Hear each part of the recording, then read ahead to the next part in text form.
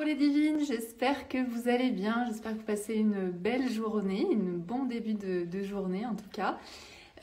Aujourd'hui, dans cette vidéo, j'avais envie de vous parler des contrefaçons autour de la cornaline. Donc vous savez que sur la boutique, je propose des œufs en cornaline. Et la cornaline, en fait, c'est une pierre qui est assez rare et qui est assez chère.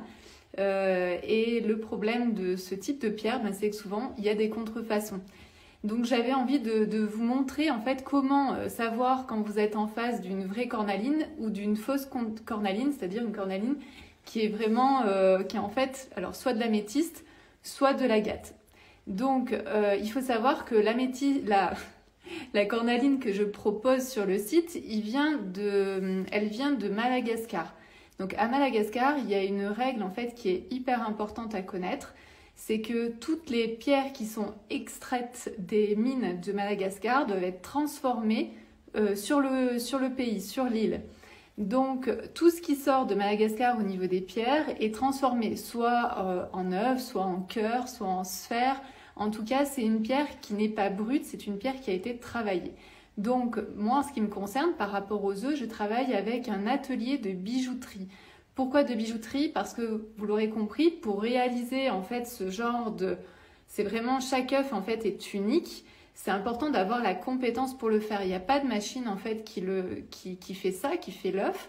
Donc ce sont vraiment des bijoutiers qui sont spécialisés dans la taille de la pierre qui font les œufs. Il faut imaginer en fait qu'ils partent d'un bloc de pierre qui est à peu près gros comme ça. Et ensuite, ils le taillent. Et une fois qu'on a la forme de l'œuf, donc vous savez que sur la boutique, je fais des petits œufs, des œufs moyens et puis des œufs plus gros. Donc une fois qu'ils ont trouvé le bon calibre, ils le passent en fait dans des machines, en fait des tamis. Et à l'intérieur de ces machines, il y a des petits cailloux qui sont plus durs que la cornaline. Donc ce qui va permettre en fait de faire un polissage parfait.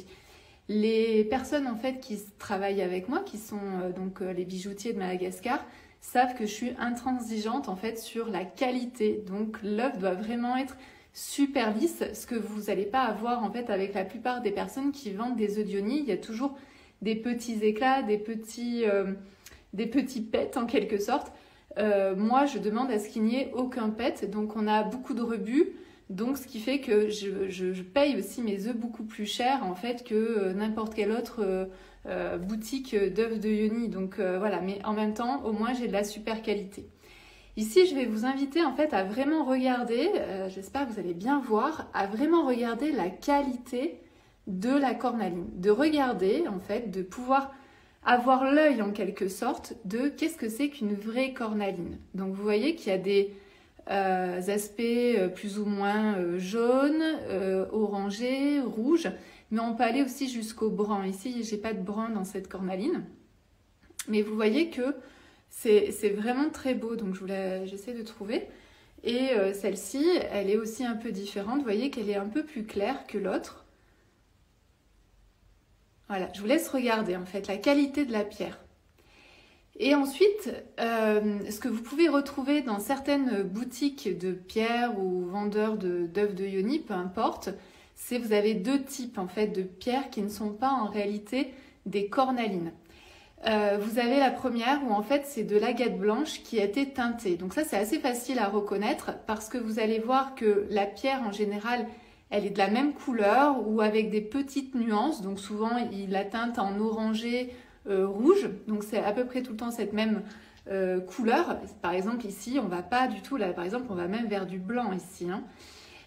Donc vous allez plutôt avoir ce type de couleur ici, plutôt de ce type rouge orangé.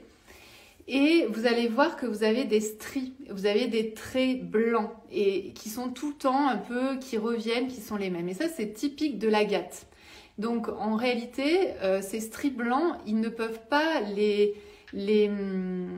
teindre en orange ou en rouge et c'est pour ça qu'on les voit.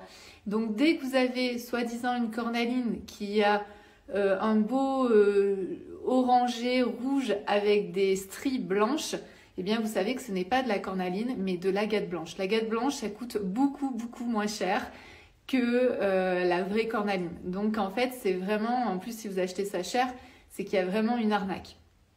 Donc quand vous regardez ici ces deux cornalines, il n'y a absolument pas de trait blanc. Hein. Ça change de couleur, mais il n'y a pas de trait blanc. Et ensuite, ce que vous pouvez aussi trouver, c'est l'améthyste.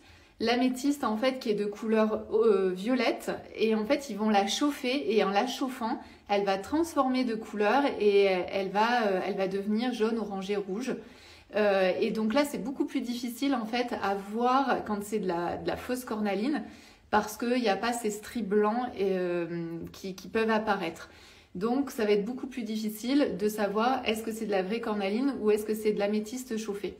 Donc, c'est pour ça qu'ici, je vous rappelle vraiment, si vous avez envie de vous faire plaisir et de vous offrir de la cornaline, que ce soit un œuf, que ce soit un cœur, que ce soit une sphère, peu importe, c'est vraiment d'être sûr de votre boutique, de la personne qui vous vend l'œuf et posez toujours bien cette question de d'où vient l'œuf ou d'où vient la pierre, comment elle a été travaillée, etc.